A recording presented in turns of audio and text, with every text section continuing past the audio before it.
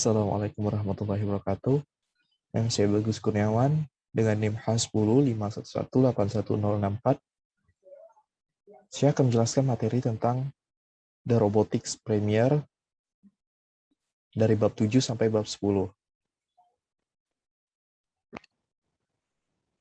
Oke, yang pertama saya akan menjelaskan sensor. Nah, pada robot sendiri, sensor dapat diartikan sebagai alat untuk mengetahui kemampuan robot, untuk merasakan secara langsung, mempengaruhi kemampuannya untuk beraksi, mencapai tujuan, dan bertindak secara cerdas. Nah, jadi sensor ini adalah alat, bisa dibilang alat untuk mencapai tujuan robot untuk melakukan sesuatu. Selanjutnya, ada dua jenis sensor pada robot. Sensor yang pertama adalah exteroceptive sensor, dan sensor yang kedua adalah proprioceptive sensor.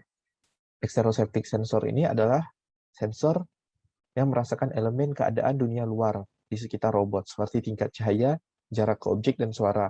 Bisa jadi penginderaan pada robot. Kalau untuk proprioceptive sensor ini adalah sensor yang merasakan elemen keadaan internal, berarti keadaan dalam robot, seperti posisi roda, sudut sambungan lengan, dan arah kepala menghadap. Selanjutnya, nah ini gambar di samping ini berisi tentang sifat fisik dari sensor dan teknologi pendukung dari sensor tersebut.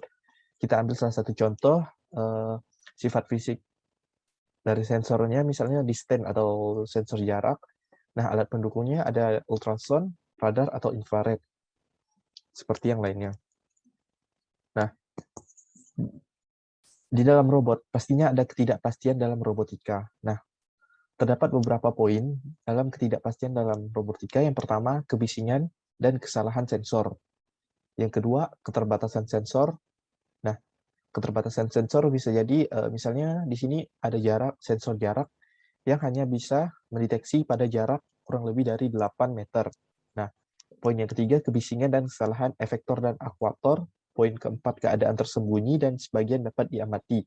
Nah, poin yang kelima, kurangnya pengetahuan sebelum tentang lingkungan atau lingkungan yang dinamis dan dapat berubah-ubah. Tentunya di poin kelima ini sangat penting. Mengapa? Karena robot harus beradaptasi dengan lingkungan manusia. Nah, sedangkan lingkungan manusia ini selalu berubah-ubah atau bersifat dinamis. Nah, pada dasarnya, ketidakpastian berasal dari fakta bahwa robot adalah mekanisme fisik yang beroperasi di dunia fisik.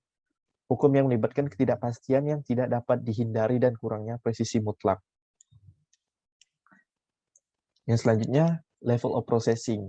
Nah, ketika satu robot merasakan atau mendapatkan sinyal, maka sensor secara otomatis melakukan pemrosesan secara berurutan. Dan terdapat tingkatan sebelum melakukan apa yang dilakukan. Tingkat pemrosesan sensor dapat mencakup elektronik, pemrosesan sinyal, dan komputasi. Nah, untuk lebih anunya, contohnya, misalnya robot Anda memiliki kamera untuk menemukan nenek di dalam ruangan. Nah, selain elektronik dan pemrosesan sinyal, ia perlu menemukan objek di dalam ruangan, lalu membandingkan dengan database besar untuk mencoba mengenali nenek Anda. Nah, ketika untuk mengenali nenek Anda, ketika untuk menemukan nenek, dia harus melalui beberapa proses. Nah, yang pertama dia melihat dulu apakah objek-objek yang ada di sekitarnya, kemudian dia cocokkan dengan database yang telah diprogram di robot tersebut. Selanjutnya, gambar sampel berisikan tentang tingkat pemrosesan sensorik. Dapat dilihat jam sensor adalah yang paling rendah, odometry low, sonar itu medium, speed itu medium, dan vision atau sensor vision ini adalah sensor yang tingkatannya yang paling tinggi. Selanjutnya kita akan bahas bab 8 tentang simple sensor. Nah, simple sensor sendiri kita dapat mengkategorikan semua sensor baik sederhana maupun kompleks.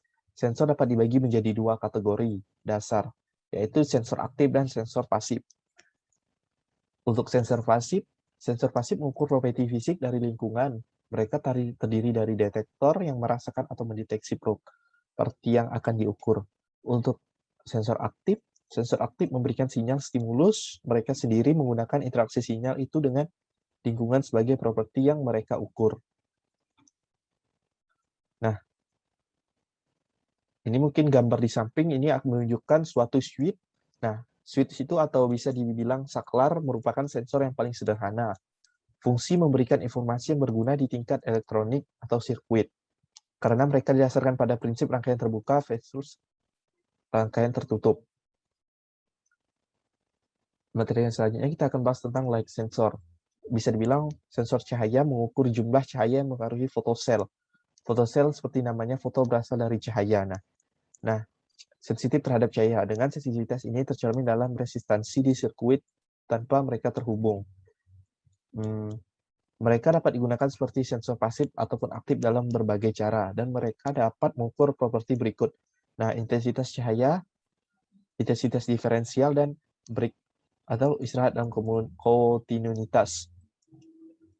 Nah, sifat lain cahaya ada polarized light, reflection atau cahaya normal, reflection optosensor, cahaya yang dapat dipantulkan, infrared light, cahaya yang tidak ada di spektrum tampak, modulation and demodulation light, modulasi dan demodulasi cahaya, breakdown sensor, dan soft encoder. Nah, selanjutnya akan membahas tentang resistive position sensor. Sensor posisi resistif dapat mendeteksi pembongkakan dan digunakan dalam berbagai perangkat penyetelan analog. Selanjutnya kita akan masuk ke bab 9, kompleks sensor atau sensor lengkap. Nah, yang pertama di sensor lengkap ada ultrasonic or sonar sensing. Nah, penginderaan ultrasonik atau sonar menggunakan prinsip waktu terbang untuk mengukur jarak antara transuder dan objek terdekat. Penginderaan ultrasonik relatif berdaya tinggi dan sensitif terhadap pantulan spekular. Nah, itu merupakan pengertian dari penginderaan ultrasonik atau sonar. Nah, kemudian yang berikutnya adalah laser sensing. Laser sensing memancarkan radiasi yang sangat kuat dan koheren pada satu atau lebih frekuensi.